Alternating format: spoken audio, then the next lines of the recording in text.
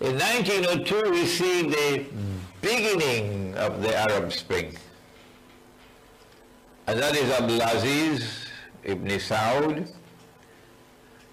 and his clan, who had been driven out of the Arabian Peninsula, they were somewhere in Kuwait, were able to make a comeback. And they took the city of Riyadh, 1902. Your Arab Spring has started. But in 1902, something else happened. The Zionists had been at work, modern Western civilization, in trying to brainwash people, officers in the armed forces of the Ottoman Empire, and intellectuals in the Ottoman Empire, to secularize their thinking. The Ottoman Empire had for some time now been described derisively by Europe as the sick man of Europe. Because all the rest of Europe was benefiting from the scientific and technological revolution and was becoming militarily more and more powerful. The economy of Europe was improving because it's an exploitative economy. Europe had been sending her armies out into the world and occupying and colonizing the rest of the world, using the newfound military power that came from the scientific and technological revolution. And money is flowing back into Europe. Europe is growing more and more wealthy and militarily more and more powerful, and the Ottoman Empire is left behind.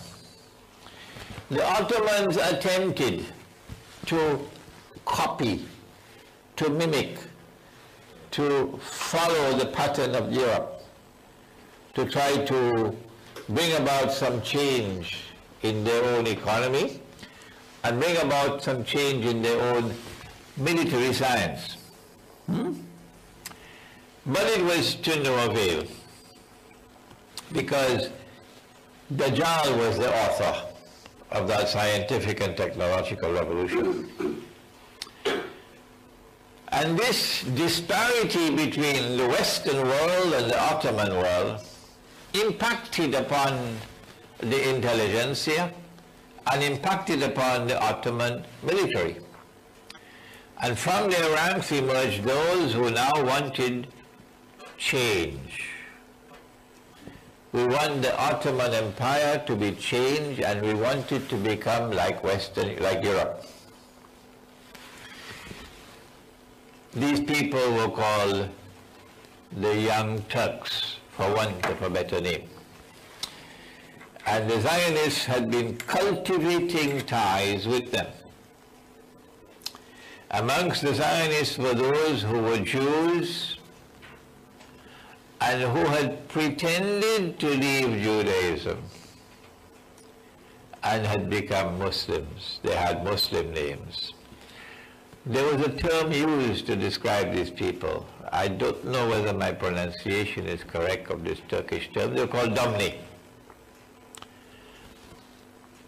Amongst them was Mustafa Kemal. In 1902, France hosted a conference which brought together not only these people from the Turkish homeland, Ottomans, but also Christian minorities who were opposed to the Ottoman Empire. And that conference, which took place in Paris in 1902, was responsible for charting the way for the revolution of all revolutions. Yes, the French Revolution was important. Yes, the American Revolution was important. Yes, the Bolshevik Revolution was even more important. But nobody ever talks about this revolution. This one, they put it under the wraps. They don't want us to focus on this revolution. This was the most important of all. It took them only 6 years, from 1902 to 1908, to succeed. In 6 years' time, they overthrew, it's called regime change. Yeah. They overthrew the Ottoman Sultan, whose name was, we don't even remember his name now, Abdul Hamid. Sultan Abdul Hamid was overthrown. He had to step down. And these secular Turks, these essentially godless secular people, now pursue a policy of antagonizing the Arabs from Constantinople, antagonizing the Arabs in the Arabian Peninsula in particular. Why are they doing that? They follow a second policy, not only of antagonizing the Arabs, but antagonizing Muslims. Because they want to provoke, you know the word, a revolt. They want to provoke a revolt. At the same time that they are doing that work from Constantinople, Britain sends her spies into Arabia with a fat checkbook. Maybe there was also some cash. And Britain's spies approached the Ottoman appointed governor of Mecca. Well, they didn't use the word governor, they used the word Sharif. The Sharif of Mecca. Maybe that's where they got. The Americans have the sheriffs in the town sheriff. So he was known as the Sharif of Mecca. And his name was Hussein bin Ali. If you get a copy of my, I don't know whether we have it at the back, the Caliphate, the second edition? Yeah, okay, all right. We have it at the back. The Caliphate, the Hijaz and the Saudi Wahhabi nation state, second edition. At the back of that book, I have put a copy of a proclamation issued by Hussein bin Ali. What Hussein bin Ali does not say when he announces that he is now revolting against the Ottoman Khalifa, who is a figurehead. He wields no power. The government is not in his hands. He is revolting against the Ottoman Khalifa and proclaiming his independence. This is what the Zionists wanted, revolt, the Arab revolt. And he explains why I'm doing it. Because these fellows, look at what they're doing. Look at how they're behaving and all the anti-Islamic activities and so on. Well, what Hussein bin Ali does not say is that he accepted how many million pounds? 7 million pounds from the British as bakshish to revolt in manifest violation of Allah's command in the Quran. Upon this revolt of the Sharif Hussein, and he says, well, I want to be Khalifa now. The Arabs want the Khilafah. The rest of the Arab world is now in a state of revolutionary turmoil. We also want independence from the Turkish Ottoman rule. And the Zionists, with the first Arab Spring, the Zionists are able to succeed in cutting off the Ottoman Empire from the rest of the world of Islam. In 1914, the war took place. The war began. They call it the First World War. So what Britain and France did, I think it was about 1907, which is 9 years after the body of Pharaoh is discovered. What Britain and France did cunningly, is to embrace Russia. Traditionally, they've always fought against Russia. And they've always been allies of the Ottomans. Britain and France were always allies of the Ottomans. They always protected the Ottoman Empire. They always assisted the Ottoman Empire. They didn't want Russia to ever defeat the Ottomans. No. But now that the body of Pharaoh is discovered, they do something strange and mysterious. They reach out to Russia to successfully embrace Russia in an alliance, a triple alliance, 1907. Britain, France, and Russia, knowing that the World War is coming up. Why did they do that? Answer, I wish I had enough time to stop and ask you all some questions. In chess, there's a term, they call it checkmate. Checkmate. You put your enemy in a position where he can't move. Anyhow he turns, he's blocked. So they checkmated the Ottoman Empire. So that when the war starts, the Ottomans cannot become allies in the war with Britain and France. Why? Because Russia is there. And Russia is a traditional enemy. That's why they did it. So the pieces on the chessboard are being put in place as we approach 1914, when the World War is to take place. Out there, Hussein bin Ali is ready to revolt against the Ottoman Empire. And over here, the Turks, the secular Turks, take over the government, regime change. And over there, Britain and France make an alliance with Russia to checkmate the Ottoman Empire. Russia responded when the war started.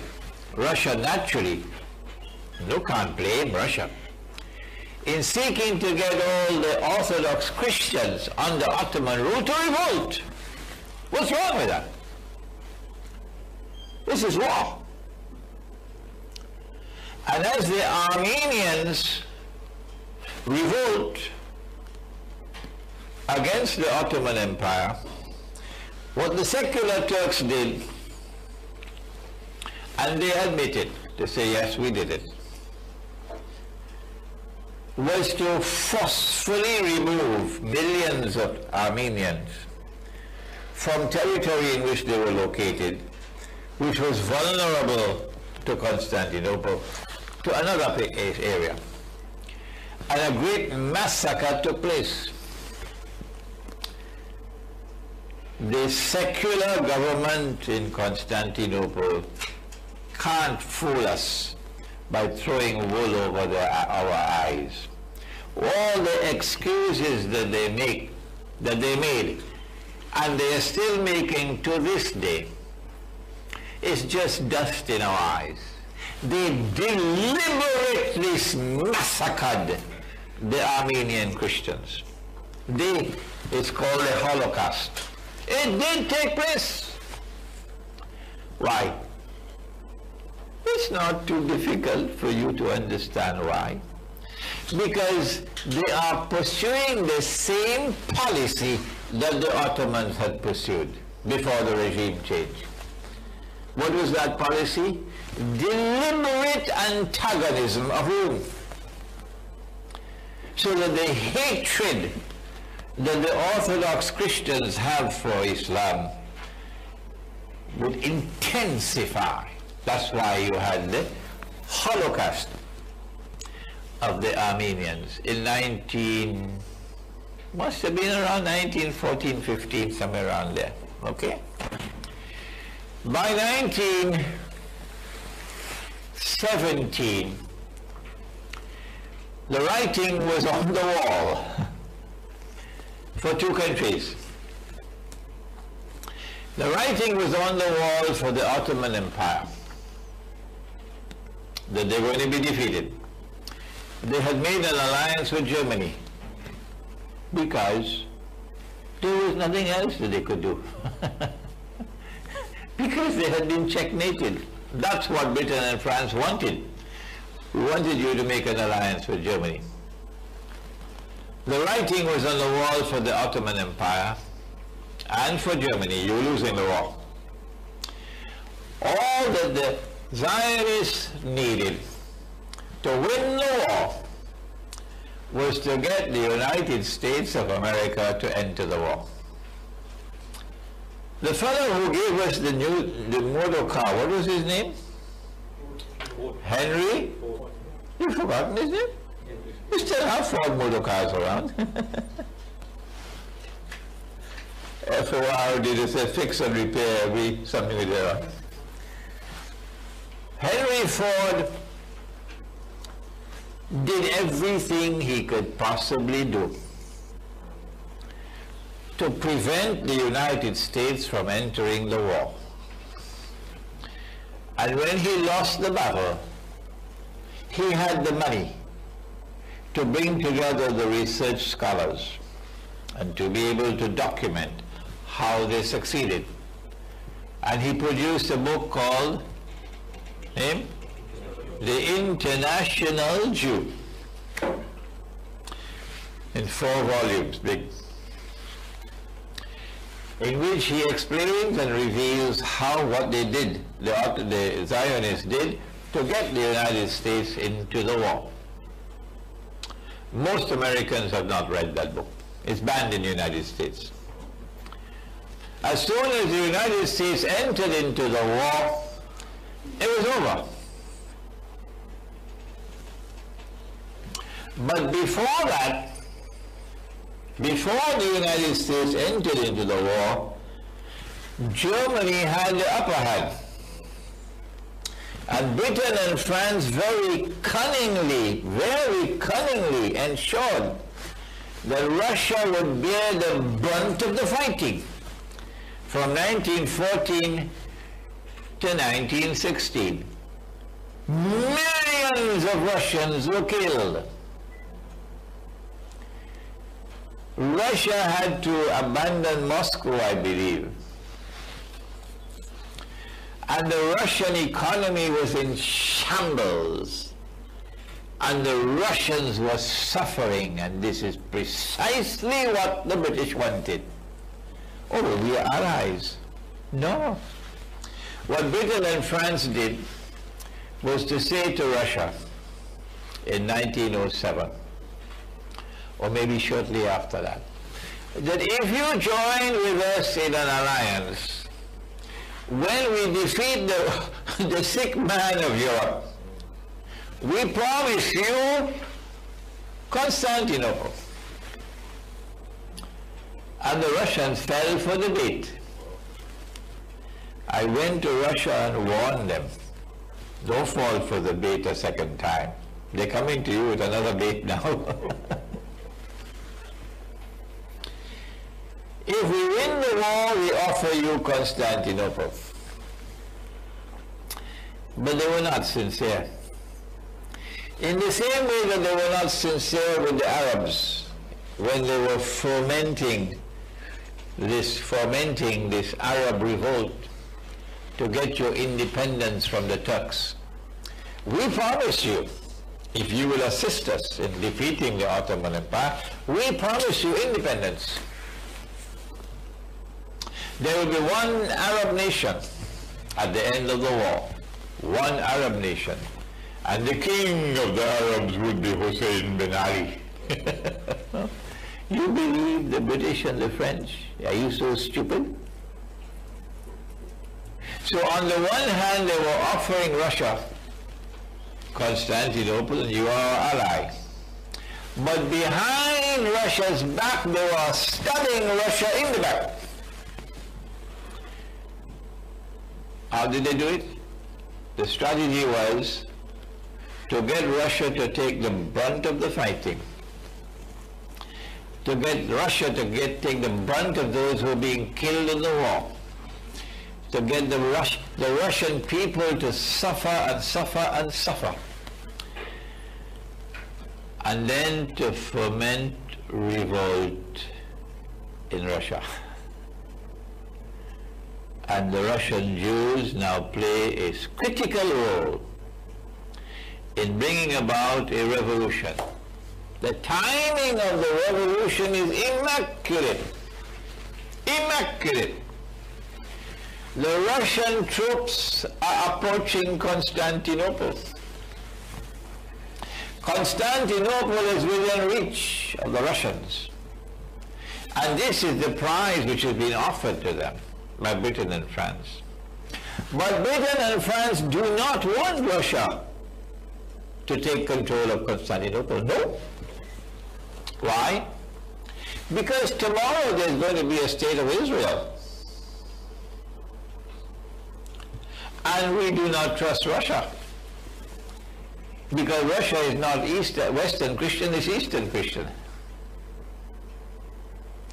And we do not want Russian warships to be able to pass through the Bosphorus to get into the Mediterranean Sea. So we want to control the Bosphorus, and we must therefore control Constantinople. Under no condition must Constantinople ever get outside of our grasp or reach.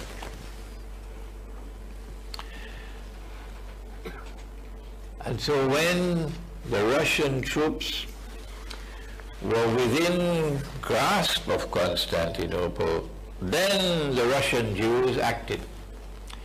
In October 1917, because there is popular discontent in Russia over the war, because the Russian troops are suffering in the war, because workers are suffering in the war, the economy is in shambles. There are riots and demonstrations all over Russia. The Tsar Nicholas can't handle it. So now they succeed, the Russian Jews, amongst them is Lenin. And they overthrow the Russian monarchy. It will not be long again before they overthrow another monarchy. This monarchy had lasted for a few hundred years, the Russian monarchy. But that monarchy is 4,000 years old. And they're going to overthrow that one as well. Which one am I talking about? Come on, somebody. China. China. The Chinese emperor. They're 4,000 years old of emperors. The Tsar Nicholas and his entire family are assassinated, killed. And the Zionists take over Moscow, October 1917. The first thing that they do is to withdraw Russia from the war. Why? So that the Russian troops cannot proceed further to take Constantinople, which is what Christian Russia wants. Because the Bolsheviks don't care for religion. No. What they want is a godless atheist state, and they get it in 1922 when the Soviet Union is created as a Zionist creation, the Soviet Union. So the Zionists are achieving monumental successes. I mean, there was a revolution in Constantinople in 1908, which overthrew the Ottoman regime, which was based on the Sharia. And now you have a secular regime in Constantinople. And now look at what we do a few years later in Moscow. This is the Orthodox Church, the Christian Orthodox Church. This is Rome. So Islam is now being ruled by secular Turks, young Turks in Constantinople. And Rome is now being ruled by Jews, Russian Jews, godless Russian Jews, who take a lot from Karl Marx, the German Karl Marx, who was a Jew as well. The events which have been unfolding since the birth, since the discovery of the body of Fir'aun, show a certain pattern.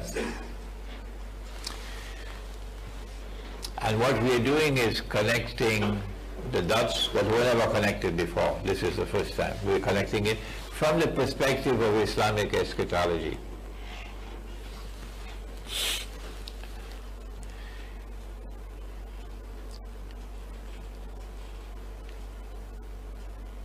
The British and the French decide to launch an attack on the Ottoman Empire and to land a few 100,000 troops in a place called Gallipoli.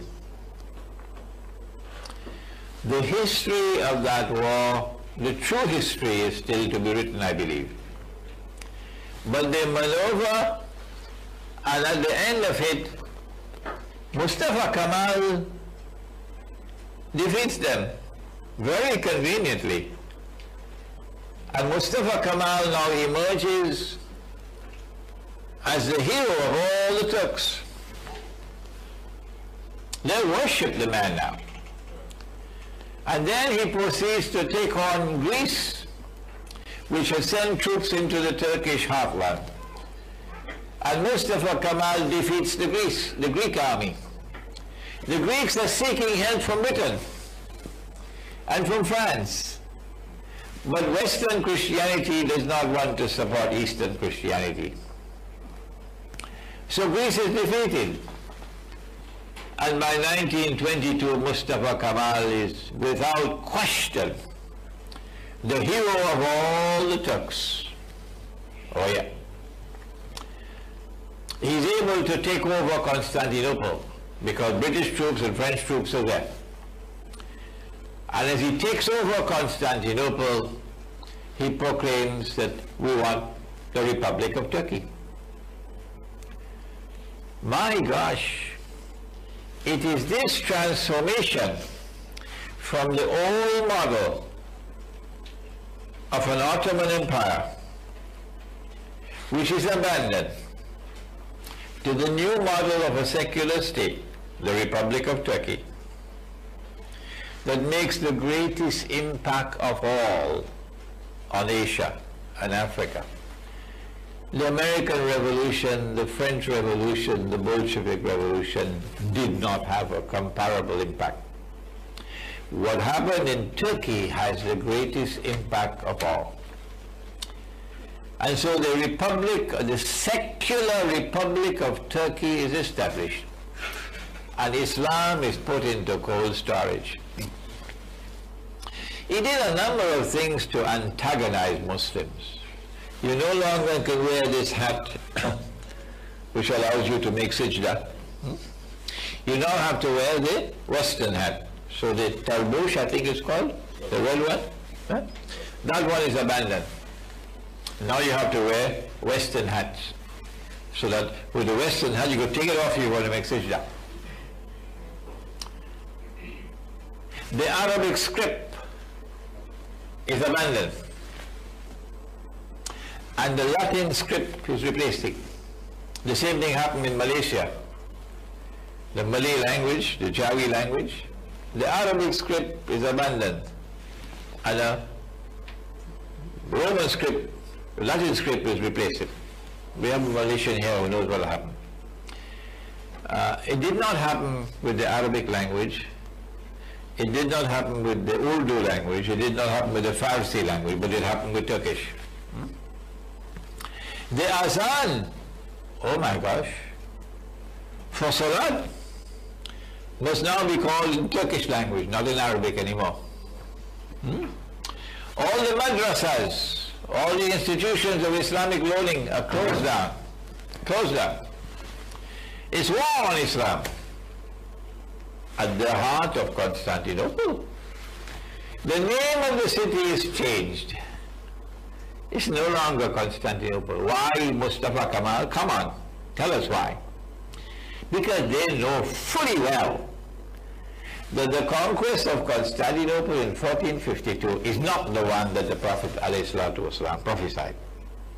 That the conquest of Constantinople prophesied by Nabi Muhammad ﷺ is still to come. Is still to come. We now can see when that conquest does come, the back of NATO will be broken. And the Western world will lose its control over the Bosphorus. That's coming. But Mustafa Kemal doesn't want us to know that. So he changes the name from Constantinople and makes it an offense, a crime, to use the name Constantinople. You have to refer to it as Istanbul, which is one of the many names it had. All names. And then comes 1924. The events are following rapidly now. In 1922, Mustafa Kemal says, yes, we're going to have a Republic of Turkey, but hey, the Western Christian, they got a Pope in Rome. So why can't we have a Pope as well? What's wrong with that? So the Khalifa is now reduced to a Pope, meaning he has religious authority, he has no temporal authority. Huh? But by 1924 they had to remove that as well, because there was a challenge. The Khilafah is now being dismantled, the institution of the Khilafah. And this is the biggest prize of all that the Zionists have been pursuing since the establishment of the Zionist movement. Even when in 1917, November, General Allenby, with Arab troops fighting loyally with him, shall I repeat it? Huh? Even when in November 1917, the British general, with Arab troops fighting loyally with him, is able to conquer Jerusalem. And then in 1918, the League of Nations gives to Britain a mandate over the Holy Land. What they want is the Caliphate, the Khilafah. And in 1924 they succeed. And because of the Khilafat movement in India. But we're running out of time. And the Caliphate is abolished on the 3rd of March 1924. And then Hussein bin Ali claims the Khilafat on the 7th of March 1924. You find all of this history in my book at the back. The Caliphate, the Hijaz, and the Saudi Wahhabi nation state. These are the events of the first Arab Spring, which led to victory after victory for the Zionists. When we leave that first Arab Spring and we come now to this Arab Spring, we see the same pattern taking place. The Ottomans are removed and they put the Saudis in place to do their work for them. But now in the second Arab Spring, despite all the efforts of Saudi Arabia to save themselves, Saudi Arabia is sinking. Dajjal has used Saudi Arabia for all that he needed from Saudi Arabia. And Dajjal doesn't need Saudi Arabia anymore. So goodbye, Saudi Arabia. Dajjal has used the United States for as long as Dajjal needed the United States. Dajjal doesn't need the United States anymore so much. So goodbye, United States. In the second Arab Spring, we see now events taking place which are going to culminate with what the Zionists want most of all, a state of Israel which was born in 1948, and which since then have been growing and growing and growing in power, replaces the United States as the third and last ruling state in the world. And then Israel has to wage big wars. In order for Israel to wage a big war, she has to weaken the Muslims. Even though the governments are under the Zionist control, the people are still there. So Israel needs something that will weaken the Muslims. The best card that they have, the trump card that they have, is Shia-Sunni civil war. And that is now being played. My time is up. The second Arab Spring, I believe, is going to witness. I hope it does not happen. I hope I'm wrong. An attack on Iran, which is meant to provoke Iran. It's not an attack to destroy Iran, no. It's like a punch to wake you up and to get you to fight. And if Iran takes the bait like Saddam Hussein took the bait when he took Kuwait, then we'll see Iran attacking Bahrain. I hope it does not happen. They want Iran to take Bahrain. Oh yes, they do. Why? Because once Iran take Bahrain, the road to Mecca is straight ahead. And the Shia are going to be delighted if you offer this plum. It's the best plum in the world to offer to them. Shia control over Mecca and Medina. And that's the bait. All that the Shia Iran has to be convinced about is that the United States and Britain and France and NATO are going to dump Saudi Arabia. And that is what they're going to do now. They will dump Saudi Arabia. And the Saudis can't fight the war by themselves. No. If Iran makes the mistake of attacking Saudi Arabia, if Iran makes that mistake, then the whole Sunni world will rise up and there will be Sunni-Shia civil war. And the Zionists will get what they want. And the voice of Imran Hosein will be a voice crying in the wilderness. What I've done for you today in this brief amount of time, cutting a lot of corners, is to offer you a review of 100 years of history from the perspective of Islamic eschatology, showing you Dajjal's pattern, how he's moving, and what are his strategies to achieve his objective of eventually ruling the world from Jerusalem. We pray that Allah subhanahu wa ta'ala may cause you to become so much interested in this subject that you will research the work even more than I have done, and you'll have an understanding of events which are unfolding in the historical process, why they are unfolding, and how should we respond to them. ربنا تقبل منا إنك أنت السميع العليم وتب علينا يا مولانا إنك أنت التواب الرحيم برحمتك يا أرحم الراحمين.